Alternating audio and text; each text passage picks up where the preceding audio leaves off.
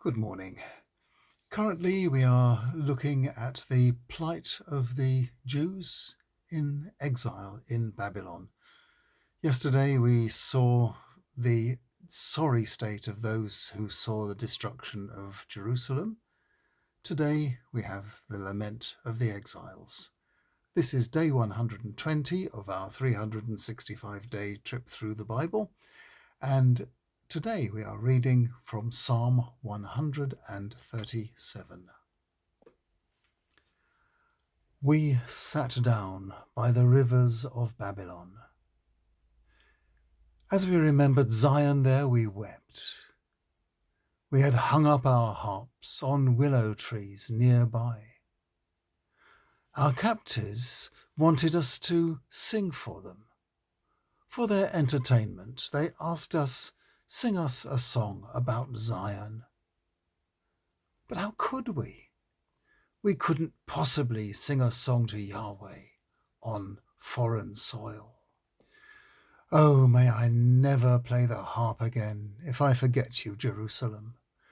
May I never be able to sing if I don't remember you and recall that you are my dearest joy.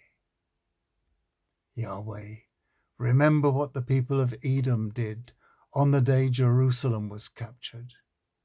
They kept on and on, saying, "Down to the ground with it." Babylon, it will be your turn one day to be destroyed.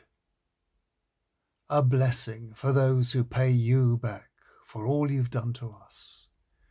Then it will be your turn to see your babies taken and smashed against a rock.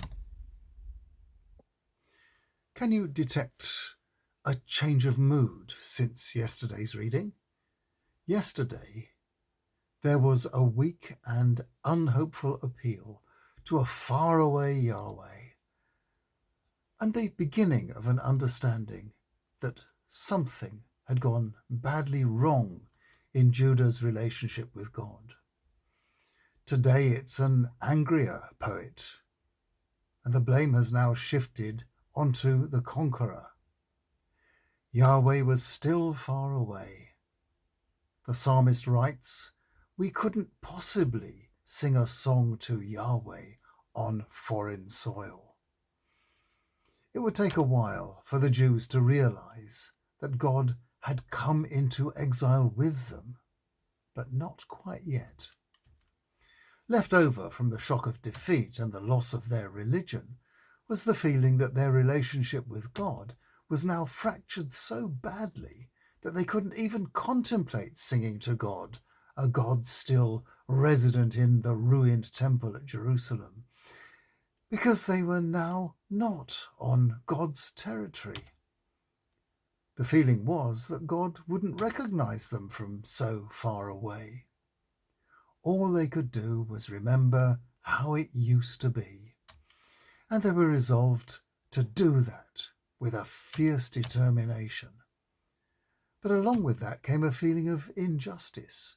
Here, we don't see anything that says what have we done or our ancestors done to deserve this fate. There is no idea that the Babylonians were unwittingly agents of God, punishing Jacob's descendants for their faults. Here the feeling is that the Babylonians had somehow attacked and injured Yahweh, and by natural justice it would one day be wicked Babylon's turn to suffer.